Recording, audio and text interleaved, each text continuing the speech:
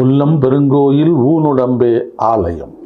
வள்ளல் பிரானார்க்கு வாய் கோபுரவாசல், தெள்ளத் தெளிந்தார்க்கு சீவனே சிவலிங்கம். கள்ளப்புலனைந்தும் காணா மணிவிளக்கே. திருமூல திருமந்திரத்திலே இந்த உடலுக்குள்ளே உள்ளத்திலே உத்தமனான இறைவன் இருக்கின்றார். உள்ளம் பெருங்கோவில், இந்த உடலே ஆலயம்.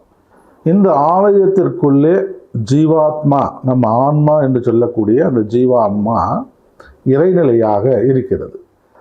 அண்டம் முழுவதும் நீக்கமர நிறைந்து இருக்கக்கூடிய இறைவன் பரமாத்மா. அந்த பரமாத்மா தான் மனிதருடைய தேகத்துக்குள்ளே ஜீவாத்மாவாக இருக்கிறது. அது பேரொளி, இது சிற்றொளி. அங்கிருந்து தான் இந்த ஆன்மா வந்தது. இந்த ஆன்மாவை திரும்பவும் நாம் பரமாத்மாவோடு இணைப்பதே முக்தி மோட்சம் என்று சொல்லப்படுகிறது. அப்படி இணைக்கக்கூடிய ஜீவாத்மாவை பரமாத்மாவோடு இணைக்கக்கூடிய கலைய யோக தத்துவம், ஞான தத்துவம்.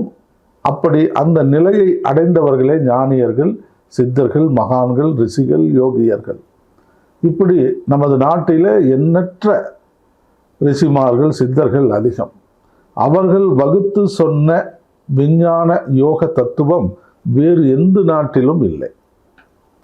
அப்படிப்பட்ட ஒரு நிலை, இறைவனிடத்திலே சென்று சேரக்கூடிய நிலை, பிறவா நிலை, இரவா நிலை. Art of immortality, art of deathlessness என்று சொல்லக்கூடிய மரணமில்லா பெருவாழ்வு பற்றியும் சாகா கலையை பற்றியும் நமது முன்னோர்கள் உணர்த்திருக்கிறார்கள். அதற்கு அடிப்படையான தத்துவங்கள் வகுத்து கொடுத்திருக்கிறார்கள். அதிலே யோக தத்துவத்திலே நமது சரீர தத்துவம் முதன்மை பெறுகிறது.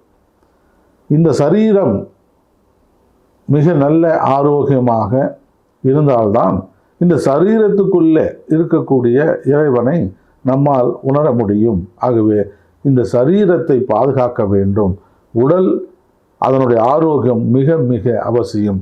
சுவர் இருந்தால்தான் சித்திரம் வரைய முடியும் என்ற சொல்லுக்கு இணங்க இந்த உடலுக்குள்ளே இருக்கக்கூடிய இறைவனை நாம் உணர வேண்டும் என்றால் நம்முடைய உடலை பற்றிய அறிவு நமக்கு முதலிலே தெரிய வேண்டும்.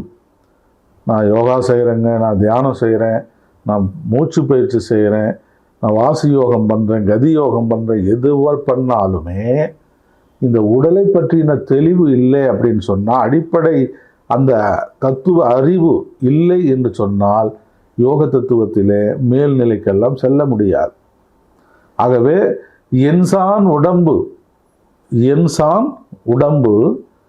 அந்த 8 ஜான் அளவிற்குத்தான் அவருடைய கை அளவில் இந்த உடலுடைய உயரம் இருக்கும்.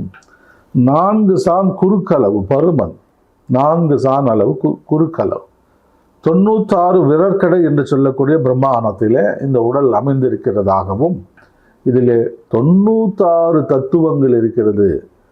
நம் உடலை பற்றிய அறிவை இந்த நிகழ்வின் மூலமாக தெரிந்து கொள்ள இருக்கின்றோம். சரீர தத்துவம், இந்த சரீர தத்துவத்தை பற்றி நாம் தெரிந்து கொண்டால்தான் யோக மார்க்கத்திலே சென்று பிறகு ஞான மார்க்கத்திற்கு சென்று சாகாக்கலை என்ற அந்த நிலையை எட்ட முடியும்.